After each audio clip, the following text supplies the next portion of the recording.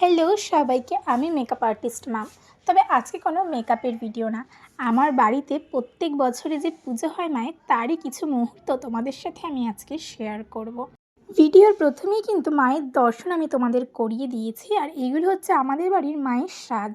এগুলো দিয়েই আমরা মাকে এবার নতুন রূপে সাজাবো। তবে প্রত্যেক বছরের মতো এই বছর অত চাকচমক করে পুজো করা হবে না, তবে আমরা যেটুকু পেরেছি সেটুকু জোগাড় করার চেষ্টা করেছি। ওদিকে ভোগের সব জোগাড় যন্ত্র হচ্ছে, তার মধ্যেই চলে এসেছে ফুল।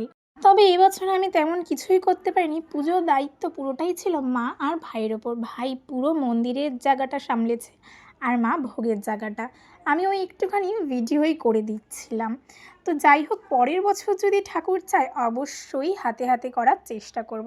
আর এখন কিন্তু চলছে পুজোর আগে যেসব কাজগুলো করতে হয়, আগের যেই ঠাকুরগুলো থাকে সেই ঠাকুরগুলোকে ভালো করে শুদ্ধ করে স্নান করিয়ে আবার বেদিতে বসানো, আর এদিকে ভোগের জন্য লুচি ভাজা চলছে। আরও একটা কথা বলে রাখি, আমি যেহেতু এরকম টাইপের ব্লগিং করি না, তো হয়তো অনেক ভুল ত্রুটি হবে ভিডিওর মধ্যে, প্লিজ তোমার একটু ম্যানেজ করে নিও। আর ওদিক থেকে এসে দেখি আর একজন তো শরবত খাবার ব্যস্ত। যাই হোক, এই হচ্ছে মায়ের মালা, আর একটা জবা ফুলের মালা পরিয়ে দিয়েছিলাম। আজকে ভাইয়ের বায়না ছিল যে ও ঠাকুরকে ব্যাঙ্গালোর জিপসি দেবে মাথায়, কারণ আমি যেহেতু ব্রাইডকে মেকআপের ক্ষেত্রে ব্যাঙ্গালোর জিপসি দিয়ে থাকি, তাই ও বলছে যে তুই যদি ব্রাইডকে দিতে পারিস তাহলে আমাদের বাড়ির মা কেন পরতে পারবেন। তার জন্য অনেক তদন্তের পর সকাল থেকে তারপর কিন্তু ব্যাঙ্গালোর জিপসি পেয়েছে। এই হচ্ছে আমাদের মায়ের ফুল লুক। কোনো গান অ্যাড করতে পারলাম না কারণ কপিরাইট চলে আসে।